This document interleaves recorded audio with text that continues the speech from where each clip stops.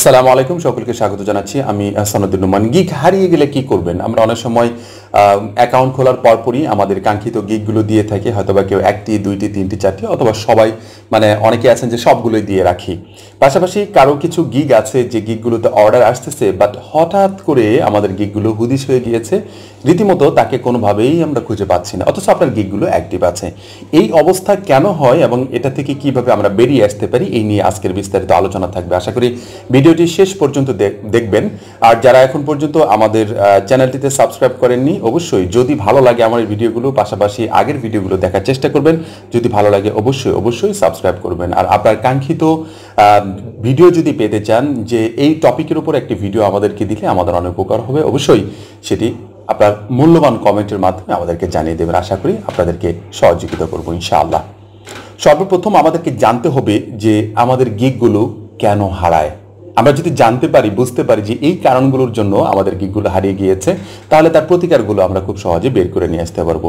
তো অতএব আমরা আগে সর্বপ্রথম দেখব এবং কি বোঝার চেষ্টা করব যে আসলে আমাদের গিগগুলো কেন হারায়। সর্বপ্রথম গিগগুলো হারানোর পিছনে প্রথম একটি কারণ থাকে, সেটা হচ্ছে যে কোনো বায়ার যদি আমাদেরকে ব্যাড রিভিউ দেয়।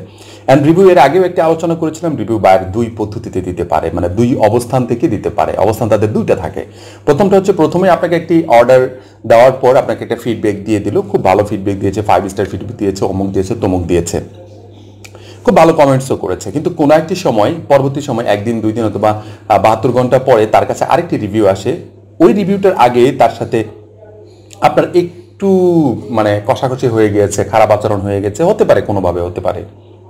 সেটি আপনাকে হয়তো বা বলেছে যে আমার এটা একটু রিভিশন করে দাও, কিংবা এটা একটু আমাকে একটু চেঞ্জ করে দাও, এই ধরনের কিছু বলেছে। অথবা বলছে যে আমাকে ফাইলটা আবার একটু আপলোড করে দাও, আমি ইতিমধ্যে হারিয়ে ফেলেছি, এই ধরনের কিছু একটা বলতে পারে। তখন আপনি হয়তো বা তার সাথে নাখোঁজ করেছেন তার কথায়, অথবা তার সাথে খুব একটা ভালো আচরণ করেননি, অথবা আপনি ব্যস্ত ছিলেন, অথবা আপনি অন্য কোথাও বাইরে আছেন, তাকে রেসপন্স করতে পারেননি।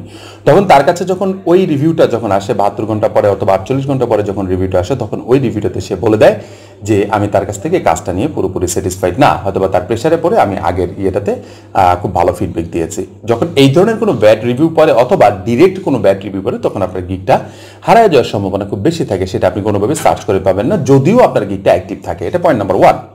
পয়েন্ট নাম্বার 2 হচ্ছে লং টার্ম, একটা অনেক সময় ধরে আপনি যখন এটাতে অফলাইন থাকবেন। যখন অফলাইন থাকবেন তখন আপনাকে আস্তে আস্তে পিছিয়ে দেওয়া হবে, কারণ যারা অনলাইনে থাকে তাদেরকে সামনের দিকে দেওয়া হয়, যাতে করে তারা এটাতে একটা ভালো পজিশন ক্রিয়েট করতে পারে।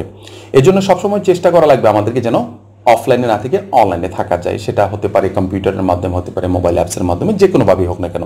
এই নিয়েও একটি ভিডিও আমাদের ছিল আমাদের এই ইউটিউব চ্যানেলে। তৃতীয় নাম্বার যে বিষয়টি, সেটা হচ্ছে যে কন্টিনিউ গিগ এডিট করা ইত্যাদি, এই ধরনের আরও অনেক বিষয় থেকে যায়। কন্টিনিউ গিগ কীভাবে এডিট করে? অনেকেই গিগ এডিট করছেন যে কারো একটি গিগের টাইটেল দেখছেন যে এটা খুব সার্চেবল, তাকে খুবই সার্চ করে পাওয়া যাচ্ছে, সেই টাইটেলটা দিলেন। হঠাৎ করে আবার অন্য একটি গিগে গিয়ে দেখলেন যে না, তার গিগ টাইটেলটা তো আমি আগেরটা যেরকম দিয়েছিলাম ওরকমই বেটার, এখানে তো অনেক বেশি অর্ডার আছে।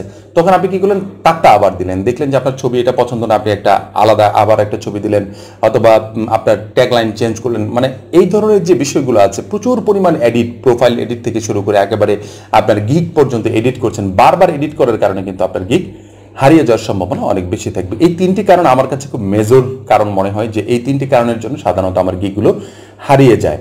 আর এটা থেকে প্রতিকারের কারণ কি, গিগগুলো হারালে আমাদের করণীয়গুলো কি, এটা নিয়ে আলোচনা করছি এখন। সর্বপ্রথম যে বিষয়টি খেয়াল রাখবেন, সেটা হচ্ছে যে বায়াররা যখন আপনাকে কোনো একটা খারাপ রিভিউ দিয়েছে, অথবা আপনাকে ব্যাড রিভিউ একটা দিয়ে ফেলেছে ইতিমধ্যে, তখন আপনি চেষ্টা করবেন আপনার প্রিভিয়াস যে বায়াররা আছে তাদের কাছ থেকে একটা নতুন রিভিউ নেওয়ার জন্য, যে তুমি আমাকে কাজ দাও, আমি তোমার কাজ কমপ্লিট করে দিচ্ছি, কিন্তু আমাকে একটি ভালো রিভিউ দিতে হবে, কারণ আমার এই ধরনের একটি সমস্যা আমি পড়ে গিয়েছে, অথবা এটার সম্মুখীন হয়ে গিয়েছে।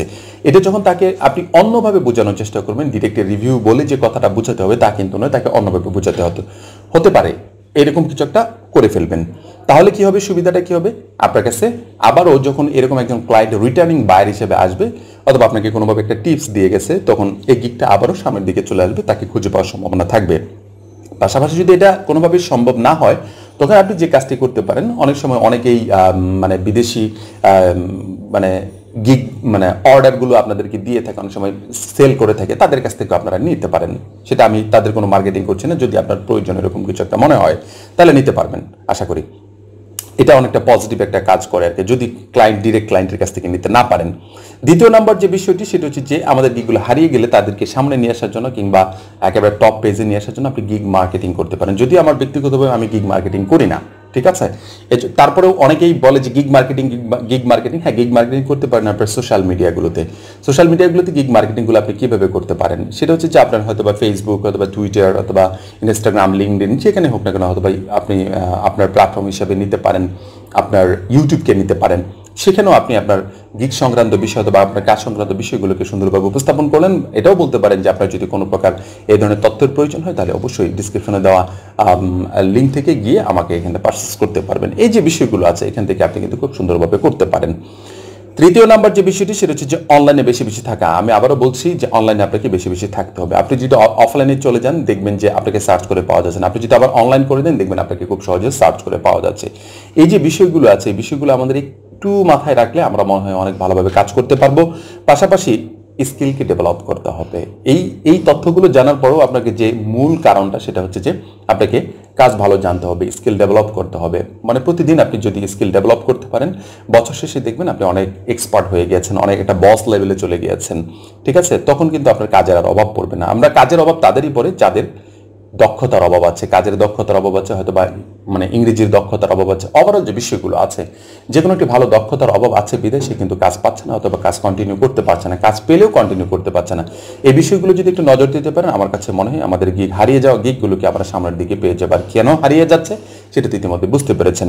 পরবর্তী টিউটোরিয়াল দেখার আমন্ত্রণ জানাচ্ছি। সবাই ভালো থাকবেন, সুস্থ থাকবেন। ধন্যবাদ সবাইকে। আসসালামু আলাইকুম ওয়া রাহমাতুল্লাহি ওয়া বারাকাতুহু।